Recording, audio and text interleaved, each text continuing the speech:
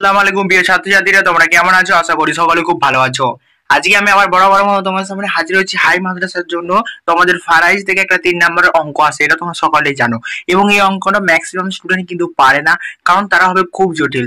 জটিলের কিছু না, শুধু দুই একটা জায়গা তোমাদের ফর্মুলা মুখস্থ রাখতে হবে, আর গুণ করতে পারলেই কিন্তু অঙ্কগুলো হবে। আমি যে অঙ্কগুলো দেবো সেই অঙ্কগুলো না আসলেও তোমরা যদি সামান্য গুণটা করতে পারো না, তাহলে তোমরা অঙ্কটা কিন্তু সলভ করে আসতে পারবে। তাই অবশ্যই চ্যানেল যদি নতুন দেখো অবশ্যই চ্যানেলটা সাবস্ক্রাইব করে পাশে থেকো। আর এই একমাত্র চ্যানেল যেখানে হাই মাদ্রাসা বোর্ডের সমস্ত ভিডিও সাজেশন দেওয়া হয়। অলরেডি ইসলাম পর্যায়ে কিন্তু সাজেশন একটা সম্পূর্ণ সাজেশন দেওয়া হয়ে গেছে, তার লিঙ্ক আমি ডিসক্রিপশন বক্সে দিয়ে দেবো, আমার চ্যানেলে গিয়ে তোমরা দেখে নিতে পারো। আর তুমি তোমার সেই সকল বন্ধুকে ভিডিওটা মেনশন করো যারা ফারাজের অঙ্ক নিয়ে টেনশনে রয়েছে। সো স্টুডেন্ট, বেশি না কথা বাড়ি আজকে ভিডিও শুরু করা যাক। ভিডিওটা কন্টিনিউ করো। ছোট্ট একটা ভিডিও, জীবনে অনেক সময় অনেক জায়গায় কিন্তু সময় নষ্ট করেছো, হয়তো 2-5 মিনিট বা 10 মিনিট এই ভিডিও যদি কন্টিনিউ করে যাও, তাহলে হয়তো ফারাজের অঙ্ক লাইফ টাইম আর কোনোদিনও ভুলেও না। তোমার যারা জুনিয়র রয়েছে তাদেরকে তুমি শেখাতে পারবে। সো স্টুডেন্ট, বেশি না কথা বাড়ি আজকে ভিডিও শুরু করা যাক। দেখো, আমি একটা কিন্তু অঙ্ক তোমার মাঝে উপস্থাপন করছি। এই অঙ্কটা তোমরা দেখো কি করবে। যা আমি কিন্তু প্রশ্নটা কিন্তু লিখিনি, কারণ অত সময় পাইনি অ্যাকচুয়ালি। জায়েদ নামে একজন ব্যক্তি, অঙ্কটা কিভাবে দেখো, জায়েদ নামে একজন ব্যক্তি রয়েছে যার 36,000 টাকা রয়েছে, নিম্ন ওয়ারিসদের জন্য তিনি রেখে মারা গিয়েছে। তাহলে কে কত টাকা পাবে? এবং করে প্রশ্নটা কিন্তু থাকবে বা একটু ঘুরিয়ে ফিরিয়ে থাকবে, তো একটু ম্যানেজ করে নেবে প্লিজ। সো আমি কি দেখি কি ওয়ারিস রয়েছে এবছরের জন্য, পিতা মাতা কন্যা বা পিতা মাতা পুত্র বা মাতা কন্যা পুত্র, এইরকম এই 4টে প্রশ্নের মধ্যেই কিন্তু এবছরে আসার সম্ভাবনা খুব খুব ইম্পর্টেন্ট রয়েছে। তো সেক্ষেত্রে জায়েদ হচ্ছে এখানে মৃত, তার কত রয়েছে? 36,000 টাকা রয়েছে। কে কে ওয়ারিস রয়েছে? পিতা রয়েছে, মানে তার বাবা, তার মা এবং তার কন্যা রয়েছে, তাই তো?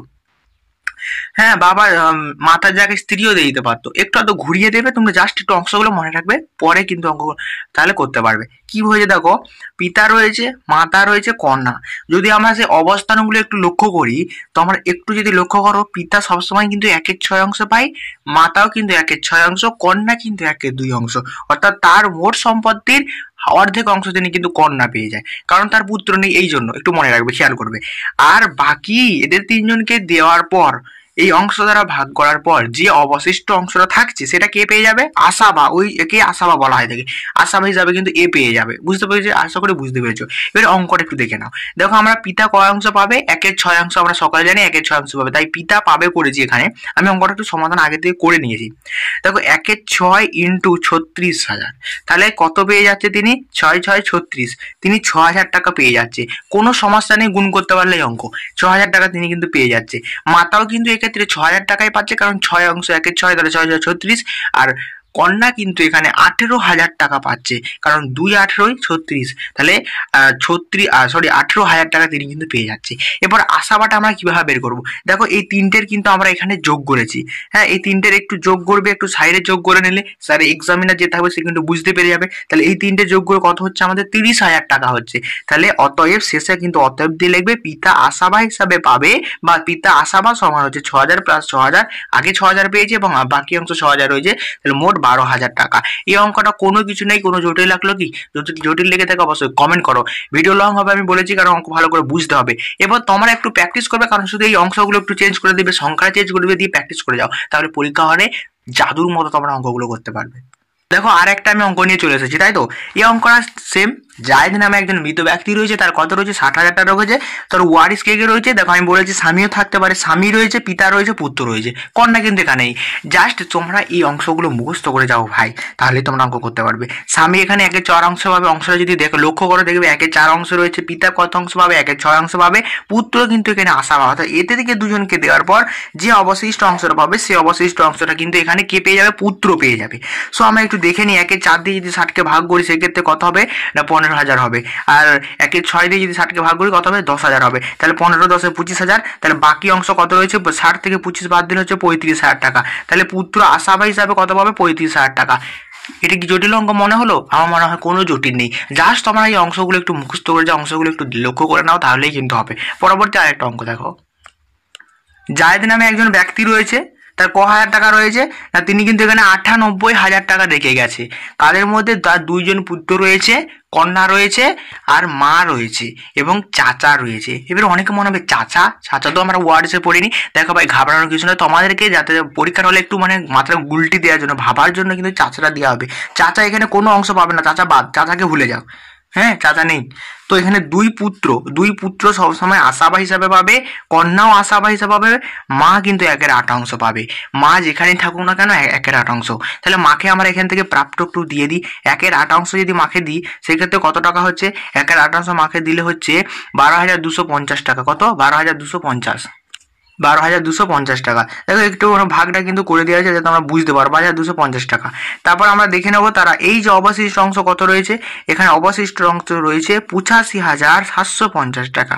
এই 85,750কে 3 দিয়ে ভাগ করতে হবে, তাহলেই কিন্তু হয়ে যাবে। দুই পুত্র রয়েছে এবং কন্যা রয়েছে, 3 দিয়ে ভাগ করে যে অংশটা পাবে তারা 3 জনকে ভাগ করে দিতে হবে, তাহলে অঙ্ক কিন্তু মিলিয়ে যায়। এই অঙ্কটা তোমাদের জন্য রেখে দিলাম। 3 দিয়ে ভাগ করে কত অ্যান্সার হচ্ছে আমাকে একটু কমেন্টে জানাও। দেখো স্টুডেন্ট, আরেকটা আমি অঙ্ক নিয়ে হাজির হয়েছি তোমাদের। সেখানে এটা হচ্ছে লাস্ট অঙ্ক। আশা করি এটা বুঝতে পারলে অবশ্যই তোমরা কিন্তু কন্টিনিউ করো ভিডিওটা, তাহলে বুঝতে পারবে। দেখো এখানে মৃত একজন রয়েছে, ব্যক্তির নাম, তার নাম হচ্ছে দানিশ। তিনি ক হাজার টাকা রেখে মারা গেছে? মাত্র 2,80,000 টাকা রেখে তিনি কিন্তু মারা গেছে, তাই তো। তার ওয়ারিস কে কে রয়েছে? নিম্নলিখিত ওয়ারিস রয়েছে, স্ত্রী রয়েছে, মা, তার কিন্তু মা রয়েছে, পুত্র 3টে কিন্তু পুত্র রয়েছে, কন্যা 5টা রয়েছে। দেখো পুত্র কন্যা যতই থাকুক না কেন, যেখানে মৃত ব্যক্তি থাকছে এবং তার পুত্র কন্যা একসাথে থাকছে, তারা দুই অংশ যদি থাকে, এটুকু মনে রাখো, পুত্র এবং কন্যা যদি একসাথেই থাকে সেক্ষেত্রে আশাবা হবে। এবং সাইডে পুত্র 10 জন থেকে 12 জন থেকে যাই দেখি না কেন, পুত্র এবং কন্যাকে যোগ দিয়ে এদেরকে দুজনকে, অর্থাৎ স্ত্রী এবং মা, বা স্ত্রী মা না থাকলেও বাকি যে অংশ আছে তাদেরকে দেওয়ার পর যে অংশটা থাকবে সেটা দিয়ে ভাগ করলে তাদেরকে ভাগ করে দেওয়া, এটাই হচ্ছে মূল ব্যাপার। দেখো এখানে স্ত্রী কিন্তু 1/8 পাচ্ছে, মা 1/6 অংশ, পুত্র 3 জন আশাবা, কন্যাও কিন্তু 5 জন আশাবা।